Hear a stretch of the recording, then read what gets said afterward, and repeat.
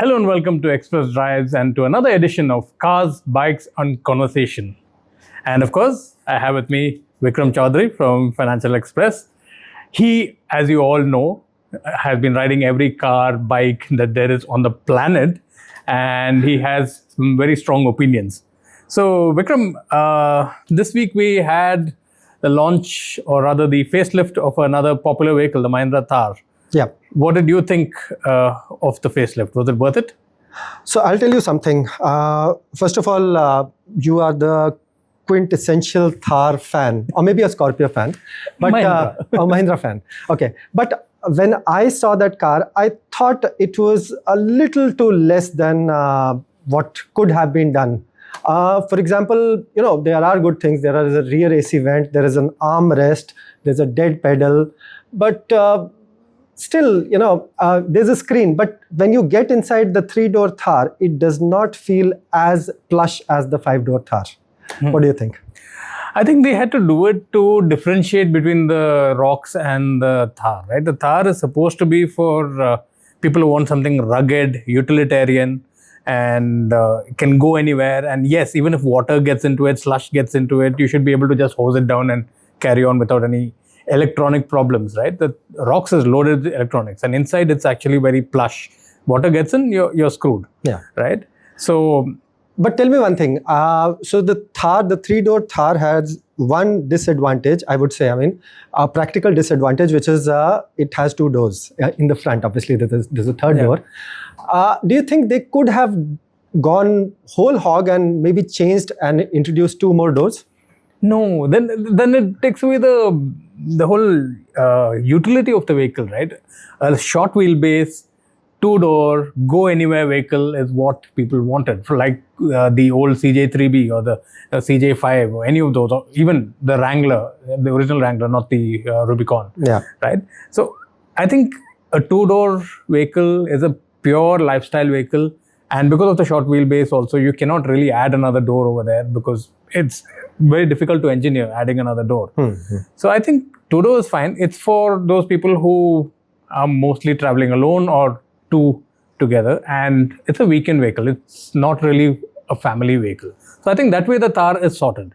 But do you think, this was a midlife facelift? I remember the Thar was launched sometime in August or 2020. August and September 2020. Do you think they could have done more? They definitely could have done more. Let's rewind quite a bit with the Thar's history itself, right? It started from the days of Jeep, when Mahindra was making Jeep in India under license. And then they evolved that into the MM540, right? Which was the original Thar, which they relaunched in 2010 by combining... before that, they had the Classic. The Classic was also... that was a slightly different design. That was doorless. That was based on the CJ3B. This was based on the CJ5. Yeah. So, the CJ5 design, classic design, with those 2 doors, looks very much like the Wrangler, and which is why Mahindra has had problems trying to sell this in the US. And Australia. And Australia as well. Yeah. So, they've had lawsuits from Daimler and Fiat. But the thing is, so in 2010, they launched it with the same old Mahindra 540 design, but with the rear chassis of a Bolero, and the front chassis was completely redone, and it had the suspension from the Scorpio of that time, the CRD Scorpio. So a lot of jugaad, I would say, So the track width was different, all of that. And that continued all the way till 2019. They did a few iterations, tried to make it a little more comfortable, but that was, to say the least, uncomfortable. It had leaf springs at the rear.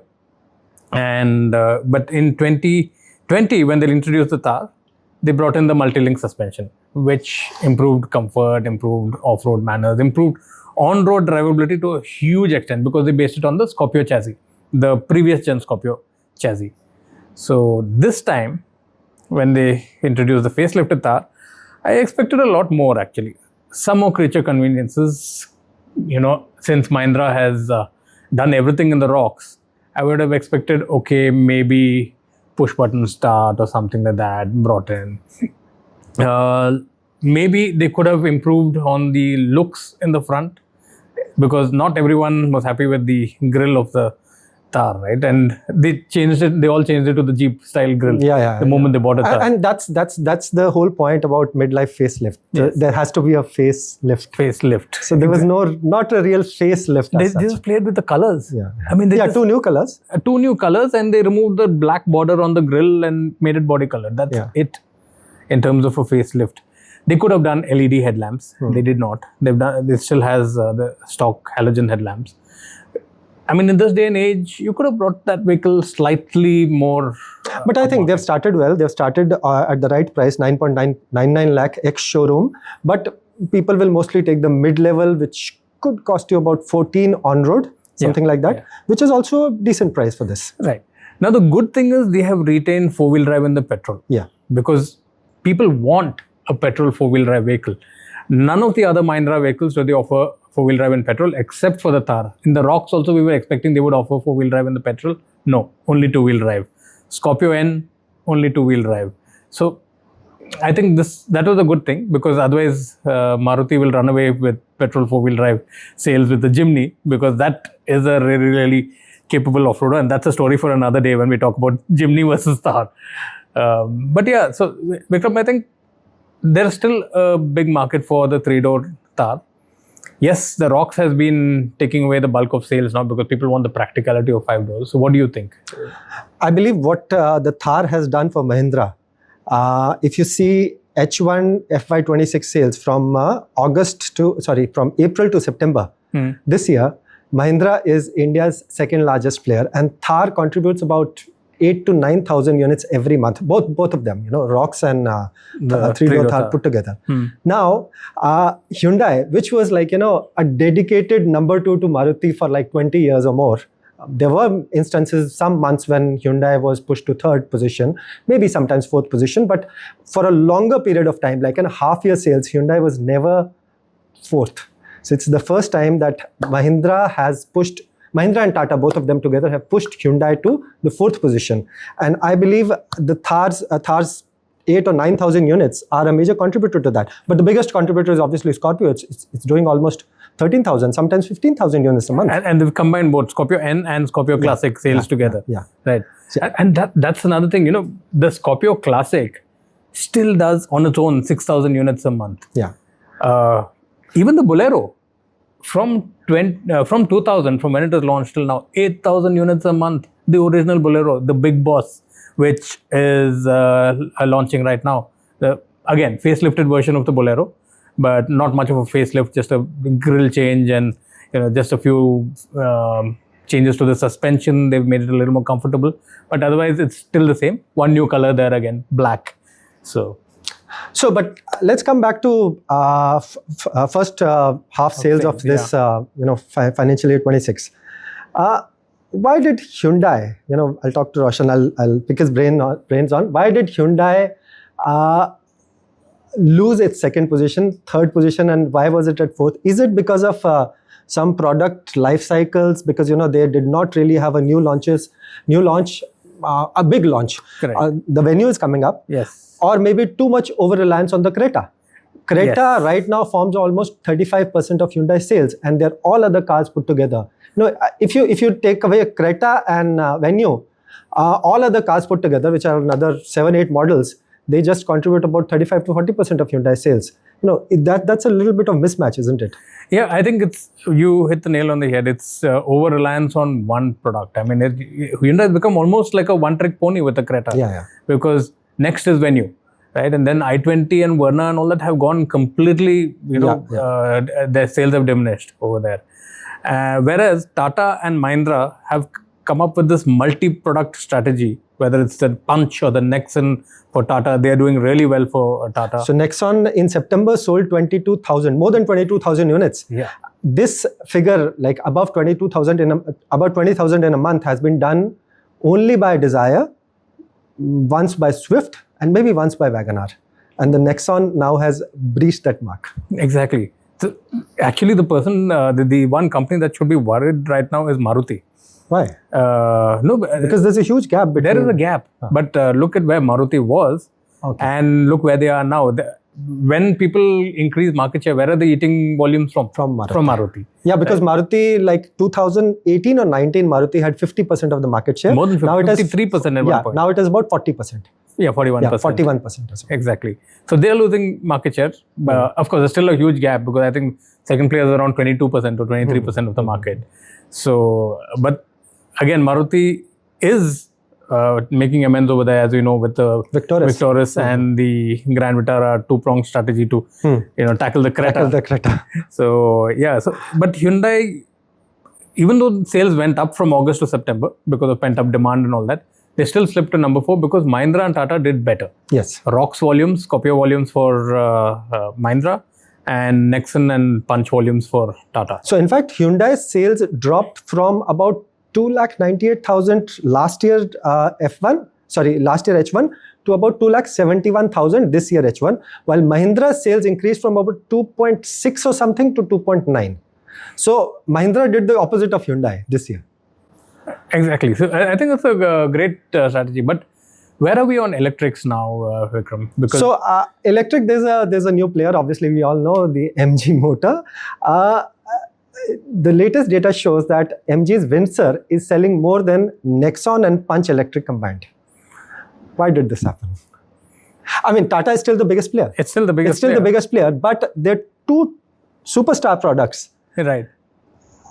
One car from MG is outselling these two superstar products.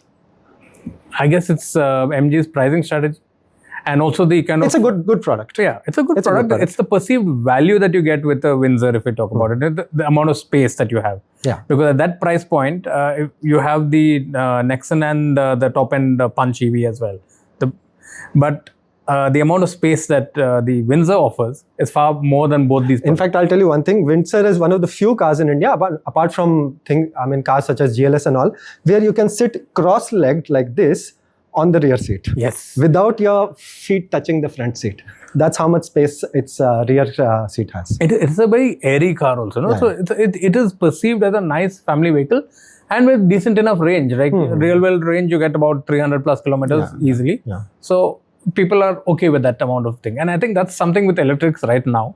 Those which offer more than 300 to 400 kilometers on a single charge, they are beginning to sell. But electric takes me to another very interesting thing, that Creta Electric did not work. Now, Creta is a huge brand. Yes. It's a massive brand. It did not work. I think it's a small battery, 41 kilowatt hour and 52 point something kilowatt hour.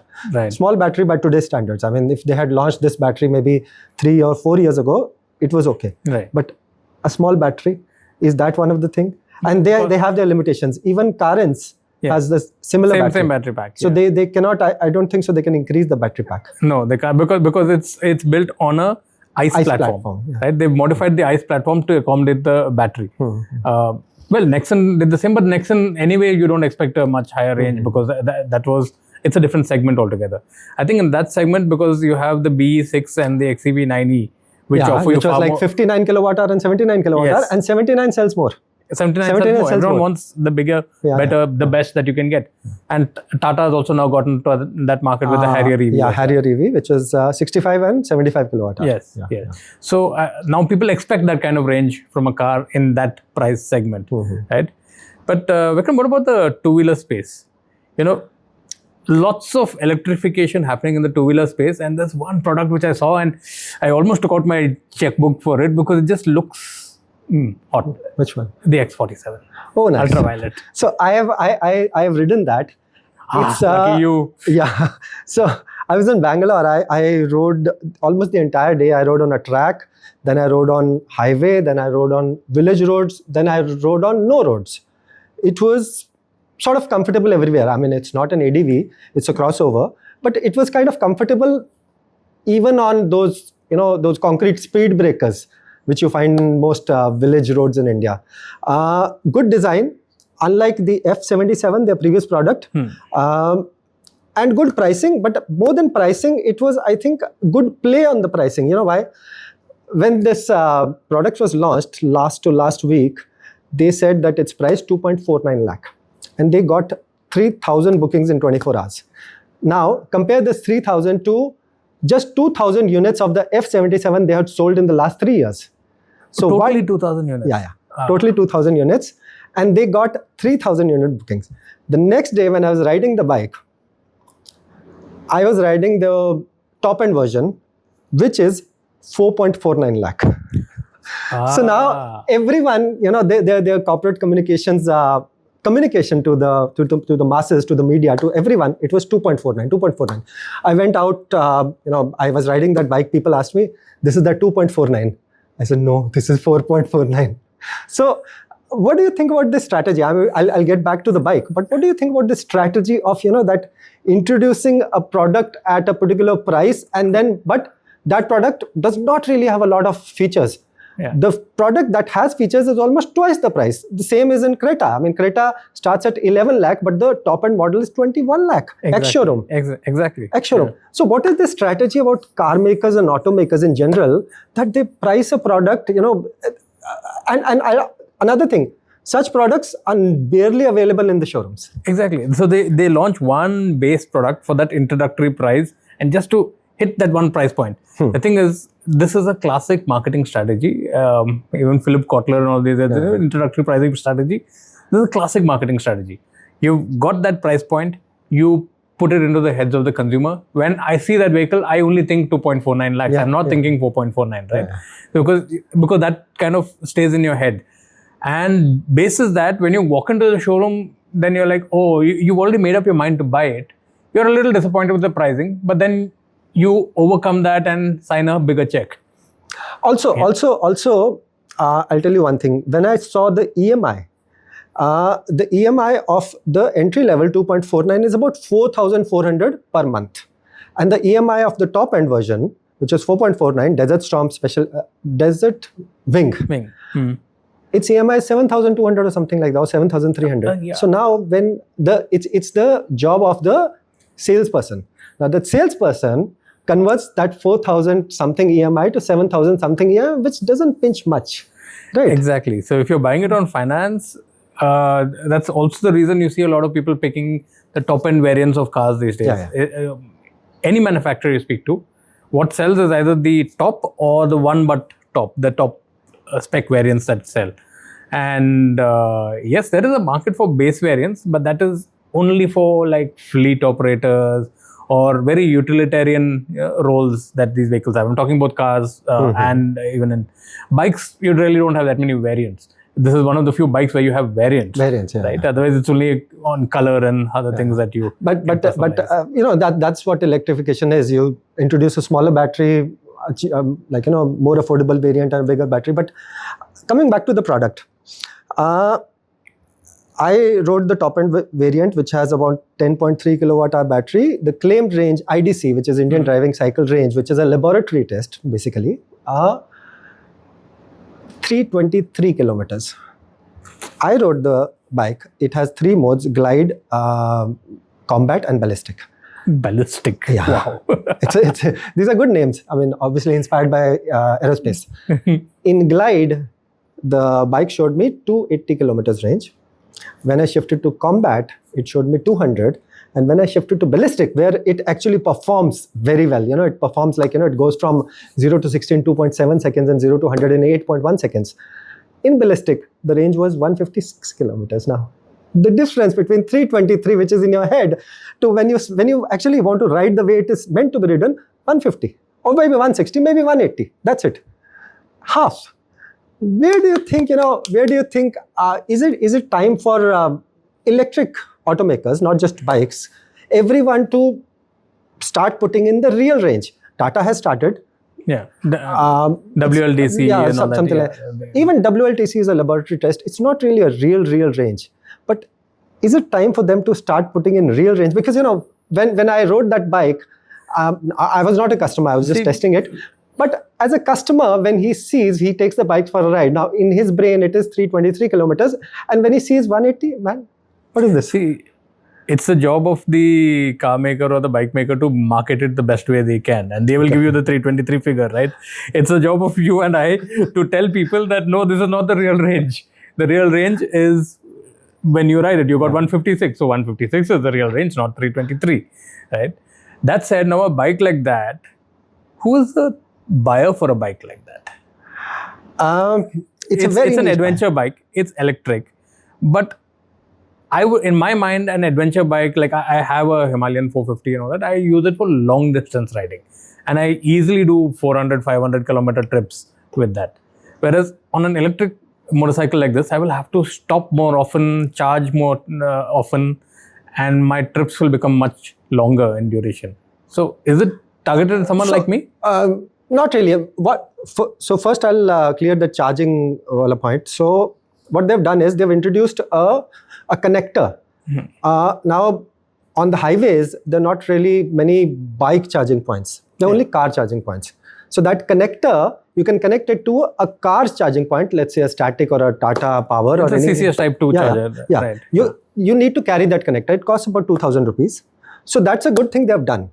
But despite that, if you want to go long range, then you need to ride on the glide mode. In the glide mode, you'll get maybe 280, 290, but then you're riding at 50, 60, that kind of speeds. If you go ballistic, where you can ride 120, like we can't ride on you cannot ride on expressways, but let's say, on NH48, Delhi to Jaipur, if you should not be doing 120. Okay. But anyway, not 120. Let's say even if you're doing 100. Yeah. Now the bike will perform very well, but the range will drop to 180, 190. Now you cannot reach Jaipur. You'll have to stop at Neemrana or someplace. There's one Tata Power's big charger there. You'll have to plug in. Now the thing is, even if it's a fast charging, it's not as fast as filling fuel, which is 2 minutes, 3 minutes. It will still take half an hour to get a decent enough range to reach Jaipur. Now, some people have done it. I mean, there's some, I met some Ultraviolette X47 owner who had taken it to Khardungla. People do that. But it's not everyone can do that. That guy could have done it because maybe he loves bikes, maybe he loves electric bikes, maybe he wanted to set a record. Yeah. Maybe Ultraviolette asked them to do it. Who knows? But I don't think so. They've not yet arrived in that way. Like, while in technology, that 20 years of electric R&D is able to match up to 100 years of petrol R&D, but not in the ease of usage. Not at all. So I don't think so. You can trade off your Himalayan 450 for an Ultraviolette is more expensive. Yeah. So Himalayan 450 is about 3.7 after the GST, 3.07 lakh. And if you want to buy its top end, which is 4.49, if one variant below the top end, it's still 3.99. Yeah. So, but one thing is there. On a Himalayan 450, you will have to spend about 3 rupees per kilometer. On this, you'll have to spend about 50 paisa per kilometer. So running costs in terms of petrol, yes, but depends on how much I ride. Like if I'm going to spend 3.5 lakh rupees on road for a Himalayan, this one would cost about, say, 4.5 on road. That 1 lakh rupees can get me a lot of fuel, right? For the amount of riding I do. So it's basically a question of, are you paying for the fuel upfront in terms of an electric, or are you paying for the fuel in EMI if you're riding a petrol vehicle, right? That's what it is. But I'll quickly touch upon one more thing about Ultraviolette. We're talking a lot about Ultraviolette. So quickly touch about one thing, that Ultraviolette plans to sell its bikes in global markets. And they launched in Paris, I think, France, and a couple of European countries. And they're optimistic about selling in Europe. But I have been to Europe many times, and I have only seen food delivery or delivery guys using small bikes. Nobody is using these big bikes as electric. It's either a Ducati or a BMW or a Honda. In Germany, some places I've even seen the Himalayan, but not also Triumph, but never an electric bike. And that's the thing. Motorcycles, I don't know. For me, I might go electric with a car, with a four-wheeler, but somehow I might go electric if it comes to two-wheelers with a scooter, but not really a motorcycle. I don't know. I think in my head, scooters are great for electrification because their use case is also like short distances. Within the city where you get charges and everything. Yeah. So I don't know. And I mean, time will probably correct me in due course. but I don't see electric motorcycles being a thing even in the future. Yeah, they will be niche, and that's why Ultraviolette is launching a scooter also, which is called the Tesseract. And that's a nice lovely scooter. name. Yes, and it's a nice scooter. Yeah, it's a nice scooter. Good looking scooter as well. Yeah. So I think scooters are a great product for electrification, and I think we have seen nearly 50% or more of sales are now from electric scooters in the scooter market. A little less, but yeah, they're growing. Yeah. I mean, with Ola and Ather and all, They're growing. Yeah. I'm seeing quite a few electric scooters in the market. So yeah, so I think overall, Vikram, I think this has been a great conversation for this episode of Cars, Bikes and Conversation. We've had a little bit on the Thar, and I think a little bit on Hyundai, a little bit on the market share, a little bit on Maruti, and we're talking a lot about electrics. So let us know what you want us to talk about in the next episode of Cars, Bikes and Conversation, and we'll try and keep this conversation going. Lots of cars and bikes coming up, new launches. Vikram is there for almost every one of them, driving them, riding them. So it'll be great to get his perspective on every episode of Cars, Bikes and Conversation. You tell us what you want us to talk about in the comments below. Thanks for watching. Thanks, Roshun. Thanks, Vikram.